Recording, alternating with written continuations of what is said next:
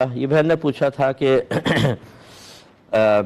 بہن نے پہلے تو اپنے شوہر کی چپکے سے پیسے نکال کے صدقہ کیا کرتی تھی، پھر اندر کے مفتی صاحب نے کہا کہ بھئی یہ طریقہ صحیح نہیں ہے، کوئی اور طریقہ ہے، واردات ڈھونڈو۔ تو انہوں نے ایسا کیا کہ شوہر اگر پیسہ دیتا ہے کہ دھوبی کو دے دینا کپڑے دھونے کے، تو خود دھو کے کہتی تھی کہ میں نے دھلوا لیے ہیں، اور پیسہ خود رکھ لیتی تھی، اور نیت اچھی ہے کہ جی قربانی کرنی ہے یا نفلی صدقہ کرنا ہے۔ دیکھیں دونوں طریقے جائز نہیں تھے۔ پہلی بات تو یہ ہے کہ اگر شوہر کا پیسہ لے کے عورت صدقہ کرتی ہے تو اس میں چند صورتیں ہوتی ہیں۔ اگر تو شوہر نے اجازت دی ہوئی ہے کہ مطلقاً اجازت، تم جب چاہو نکال کر دے دو، کوئی مسئلہ نہیں ہے، وہ دے گی، ثواب بھی پائے گی اور گناہگار بھی نہیں ہوگی۔ دوسری صورت کہ شوہر نے بالکل سختی سے منع کیا ہوا اور عورت کو یقین ہے کہ اگر میں صدقہ کروں گی تو شوہر ناراض ہوگا، ایسی صورت میں لینا بھی گناہ اور دینا بھی گناہ، گناہگار ہوگی اور اس کو کوئی ثواب نہیں ملے گا بلکہ الٹا گناہ ملے گا۔ تیسری صورت یہ ہے کہ شوہر نے اجازت تو نہیں دی، لیکن مزاج شوہر عورت کو پتہ ہے کہ اگر میں خرچ کر کے بتا دوں گی کہ میں نے خرچ کیا ہے تو وہ بالکل ناراض نہیں ہوگا۔ ایسی صورت میں عورت اگر خرچہ کرتی ہے اس کو گناہگار نہیں ہوگی اور آدھا ثواب ملے گا، ہمارے نبی نے ارشاد فرمایا۔ اور اگر وہ شوہر سے پوچھ کر باقاعدہ اجازت سے دیتی ہے تو پھر جیسے بتایا کہ کوئی گناہ نہیں بلکہ پورا ثواب بھی ہے۔ اب اگر وہ پہلی صورت میں شوہر کی جیب سے نکال کے خرچ کرتی تھی، خود فیصلہ کر لے تینوں صورتوں میں سے کون سا ہے، اس کے بارے میں حکم معلوم ہوگا۔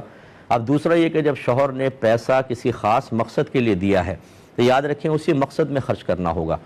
اب آپ نے نہیں کیا، مثلا دھوبی کو نہیں دیا، خود کپڑے دھو لیے اور پھر جھوٹ بول رہی ہے کہ میں نے دھلوا لیے ہیں۔ جھوٹ بول کے حاصل شدہ پیسے کو آپ اللہ تعالیٰ کی راہ میں دینا چاہتی ہیں تاکہ اللہ راضی ہو جائے، تو پھر ڈاکو اگر ڈاکہ مار کے غریبوں میں پیسہ تقسیم کر دے، رشوت خور رشوت لے کر غریبوں کو بانٹ دے، اگر سود لینے والا سود لے کر غریبوں کے اندر تقسیم کر دے تو یہ بھی بہت زیادہ قابل تعریف ہونے چاہیے۔ تو یہ بالکل غلط طریقہ ہے، ایسا بالکل نہ کریں۔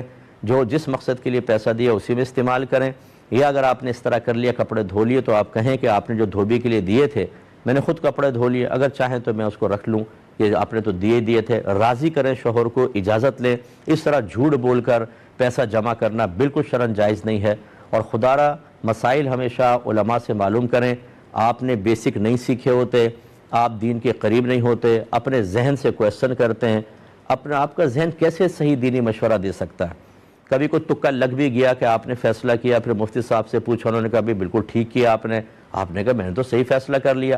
ایک مقام پہ صحیح ہوگا، 10 جگہ غلطیاں ہوں گی، اس لیے لازم پوچھا کریں۔